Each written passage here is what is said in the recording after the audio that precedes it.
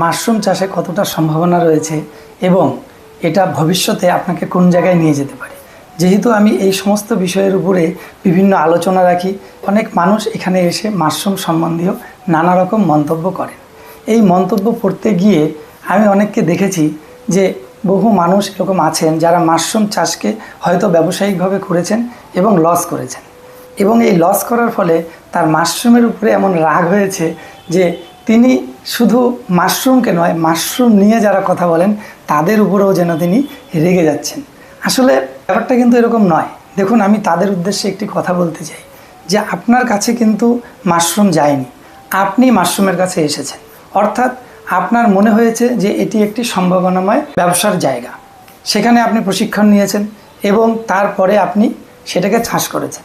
কিন্তু আমি এই জায়গাটায় বারবার যেটা বলি যে আপনি চাষ করার আগে আপনাকে কিন্তু বাজারকে সার্ভে করতে হবে। অর্থাৎ আপনার ইনকাম কিন্তু তখনই হবে যখন আপনি আপনার উৎপাদিত ফসলকে এমন মূল্যে বিক্রি করতে পারবেন যেখানে গিয়ে আপনার লাভ হবে। কিন্তু আমরা অনেক মানুষ কি করে থাকি, আমরা সাধারণত প্রশিক্ষণ নেই, সেখানে একটি লাভ লসের হিসেব আমরা শিখি এবং সেই হিসেব অনুযায়ী আমরা চাষে নেমে পড়ি। আমরা হয়তো জানলাম যে 1 টাকা খরচ করলে 3 টাকা পাওয়া যাবে, তাহলে আমি 1 টাকা কেন খরচ করব?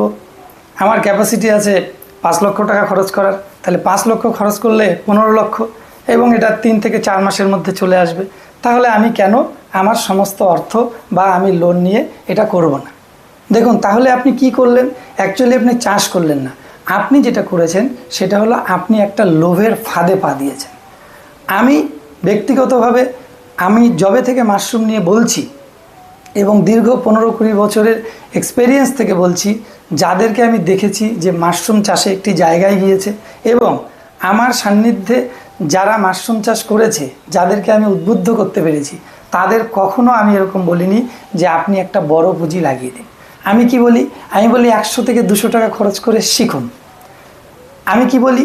আমি বলি যে এই শেখার সময় আপনি সব থেকে মূল্যবান যে কাজটি সেটা হচ্ছে বাজারকে সার্ভে করুন। নিজেকে বারবার প্রশ্ন করুন যে আমি আমার উৎপাদিত ফসলের কতটা বিক্রি করতে পারবো। তারপর আপনি এটা শেখা থেকে চাষের জায়গায় যান, আগেই কিন্তু চাষ নয়। এবং আমার ধারণা 100 থেকে 200 টাকা খরচ করে যে আমি শিখতে বলি, এটা করলে কেউ নিঃস্ব হয়ে যাবেন না। কিন্তু কি হবে আপনার কাছে? আপনার কাছে একটা অপশন থাকবে যে আপনি চাইলে, যেহেতু আপনার শেখা রয়েছে, যেমন আমরা সাঁতার শিখে রাখি যে জলে পড়ে গেলে অন্তত পক্ষে আমি বাঁচতে পারবো, ঠিক একই রকমভাবে আপনার যদি এই চাষটি শেখা থাকে, তাহলে কোনো সময় যদি আপনার মনে হয় যে আপনার আশেপাশে এটার বিক্রির বাজার বাড়ছে এবং এখান থেকে আপনি একটা সম্ভাবনা দেখতে পাচ্ছেন, বা আপনার নিজের উপরে এতটাই ভরসা আছে যে আপনি প্রতিদিন অন্তত পক্ষে 5 কিলো মাশরুম বিক্রি করতে পারবেন, তাহলেই কিন্তু এই চাষটি আপনার জন্য।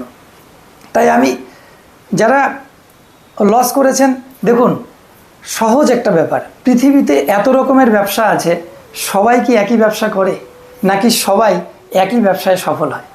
আপনি যদি বড় বড় কর্পোরেট কোনো কোম্পানিকে দেখেন, সেই কোম্পানি যে ব্যবসা নিয়ে নেমেছিল সেটা নিয়ে সে লাভ করেছে অথবা সে চেঞ্জ করেছে। আপনার আমার ক্ষেত্রেও কিন্তু তাই, যে আমাদের দ্বারা যেটা হয় না সেটা অন্য কেউ পারবে না এমন নয়। আমি পারিনি বলে কেউ পারবে না, একদম ভাববেন না এরকম। আর যে কোনো জিনিসে আমি যখন এটা পারছি না তখন আরেকটা পারছি, না হলে আমার জীবন চলছে কি করে, আমি জীবিকা নির্বাহ করছি কি করে? এবং দেখুন, ব্যর্থ মানুষ কখন সফল হয়? যখন তার ব্যর্থতার কারণগুলো সে শনাক্তকরণ করতে পারে এবং তার উপরে সে কাজ করতে পারে। অর্থাৎ ভবিষ্যতে এই ভুলগুলো যেন তিনি আর না করেন। একটা ছোট ব্যবসা থেকেও কিন্তু অনেক কিছু শেখা যায়, আর আমরা যদি না শিখি তাহলে আমরা বারবার লস করব। তাই আমি সকলকে অনুরোধ করব, যারা যারা মাশরুম চাষে আগ্রহ দেখাচ্ছেন, আমি বারবার বলি শিখতে কোনো অসুবিধা নেই, কারণ 100 থেকে 200 টাকা খরচ করে আপনি শিখতেই পারেন। অনলাইনে বিভিন্ন রকমের ভিডিও রয়েছে, আমার ভিডিও দেখেই শিখতে হবে, আমাকে জিজ্ঞাসা করেই শিখতে হবে এমন নয়। আশেপাশে আপনার চাষ থাকলে সেখানে দেখেও আপনি শিখতে পারেন।